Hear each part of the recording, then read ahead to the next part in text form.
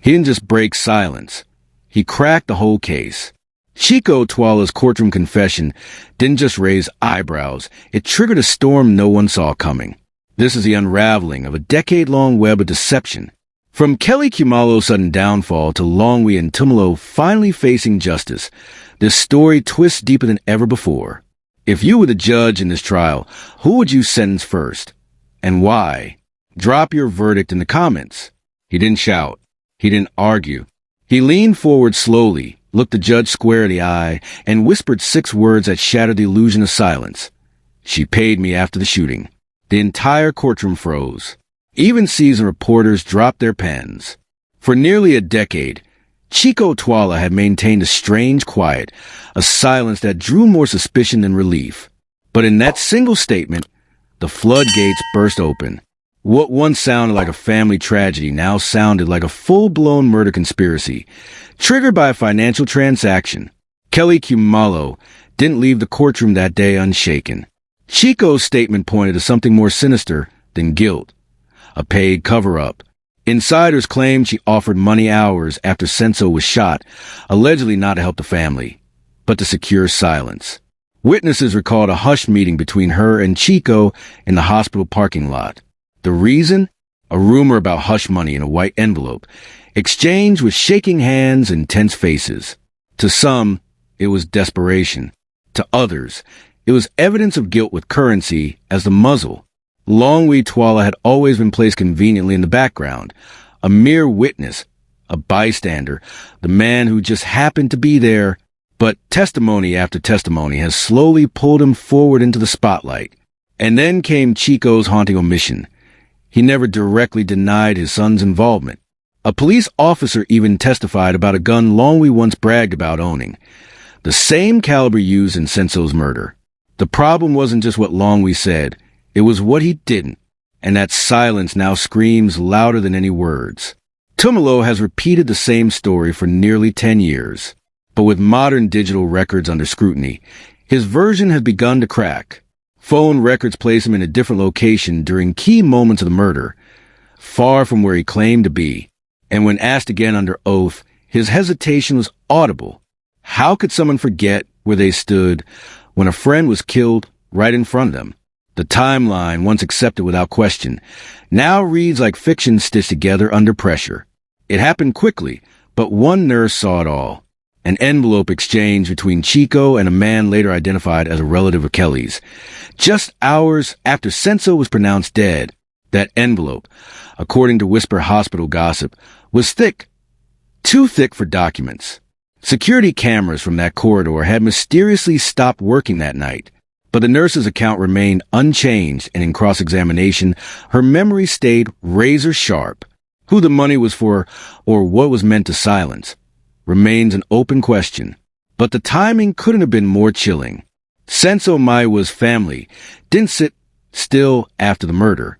They faced ridicule, political obstacles, even alleged bribery attempts to let the matter rest. But his father, Senzo Meyiwa, vowed on live radio that he'd never die in peace until his son's killers were behind bars. He passed away in 2019 without seeing justice. But his daughter and Senzo's siblings took up the torch. Each court appearance by Kelly or Chicco was met with their cold, unwavering stares. Their pressure didn't fade. It hardened, and now it's beginning to bear fruit. Kelly Khumalo had maintained her composure through years of interviews, suspicion, and headlines. But on the day Chicco made his damning statement, that veneer shattered. As his words echoed through courtroom, she stood up, shouting denial so loud the judge had to call a recess. The gallery was stunned, not just at her words, but at her raw panic. For the first time, she looked genuinely afraid, not of the media, but of legal consequences closing in. The camera flashes that followed captured more than a pop star. They captured a suspect cracking. In a dusty evidence locker that hadn't been opened in years, a maintenance worker found a sealed box marked "Do Not Remove." Inside lay a firearm, the same make and model linked to the bullet found in Senzo Meyiwa's body, and the owner registered to a relative of Longwe Tumelo. No one could explain why the weapon had been misplaced, or how it ended up under lock and key with no official entry logs. When presented in court, It was met with stunned silence, and the prosecutor's confident nod. 10 years of silence ended with one trembling confession. People speculated Chicco's sudden honesty was triggered by guilt, but the truth was more calculated. Leaked audio of a phone call between Chicco and a former police official had been circulating in underground networks. In it, he appeared to contradict his public stance and hint at knowing who pulled the trigger. Once the court became aware of this leak, his legal team scrambled. It wasn't guilt that broke Chicco's silence. It was a legal fire now burning under his seat. 2 days before the court hearing, Tumelo Madlala was photographed slipping into a small guest house in Soweto. Waiting inside, a powerful political figure and a private attorney known for cleaning messes. The meeting didn't appear on any official schedule. No public explanation followed. Later, investigators uncovered evidence of a financial transaction dated the next morning. The amount matched earlier claims of witness tampering. What Tumelo discussed behind that closed door might have been the real reason he changed his tone in court. For years, Kelly Khumalo claimed she hadn't been near Chicco Twala the day of the shooting. But cell tower logs told a different story. Her phone pinged at a tower covering Chicco's gated estate just 2 hours before the fatal shot. She later said she had no recollection of visiting him, but call metadata showed a 23-minute call between them, minutes after that tower ping. Prosecutors now suspect the visit may have involved a financial arrangement or planning discussion. The digital trail contradicted her words in the most brutal way. When Longwe Tumelo was called to the stand, he walked in with bravado, but Judge Mshalolo interrupted his opening statement with a line that turned the room cold.